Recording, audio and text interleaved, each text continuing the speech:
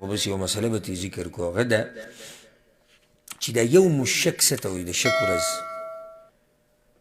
نو په دې کې د علماو دوه مذهبه دي خو موږ به ترې هغه راجح ذکر کړو راجح او دا د جمهور اهل علم قول دی هغوی دا وی شکی ورځ هغه چې کومه د شعبان 13مه وي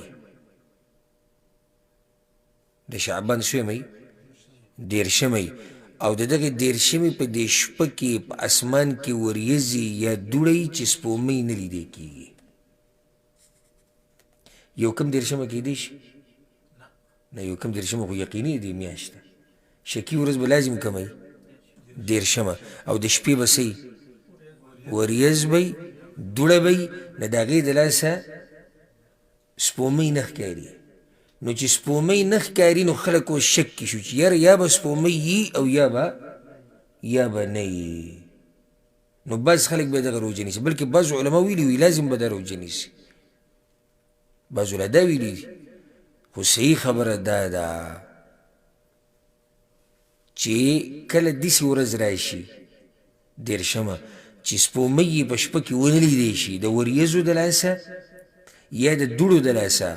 نو بیا به دغه ورځ د شعبان سره شمارلی کېږي نو شعبان به 13 شي د شکي روجې به نه نیسي د شکي روجې په اسلام کې نشته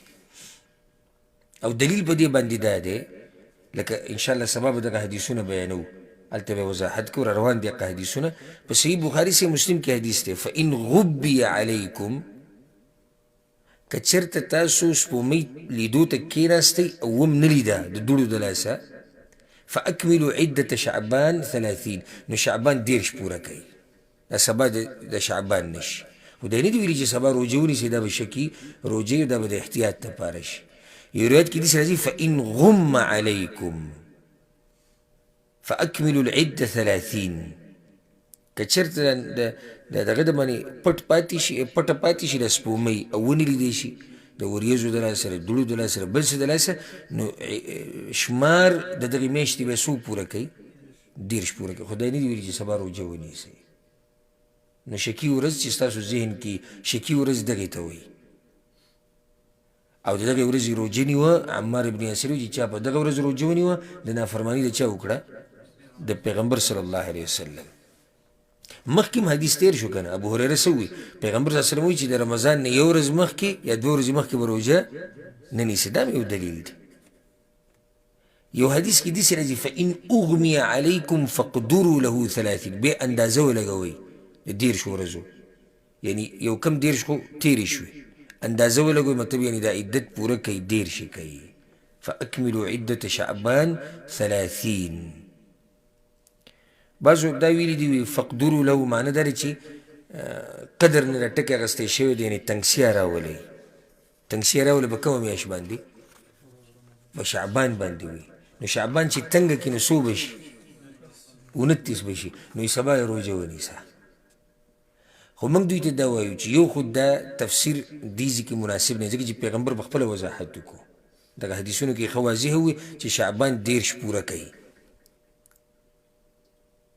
دلته فقدرو له معنی اندازه ولګوئ او 13 پوره کوي که بل پر داسې معنی هم شي دا ډېره خوندوره خبره ده که داسې معنی هم شي چې تنګه کوي دا یعنی مطلب تنګول شو نو صحیح ده که نه د رمضان میاشت به تنګه کړو کومه به تنګه کړو رمضان میاشت به تنګه کړو نو چې رمضان میاشت تنګه کړي نو شعبان به څو شي شعبان به 13 شي بیا هم د هغه روژې نه پکې پاتې شوې حاصل د دې حدیث دا شو په آخره کې حاصل د حدیث دا شو چې راجح قول هغه دا دی او د جمهور اهل علم قول دی چې د شک په ورځ روژه نیوه دا ناروا دي د شک په ورځ به روژه نه نیسي که چېرته وریځ وه یا دوړه وه سپومۍ ونه لیدی شوه نو شعبان څو پوره که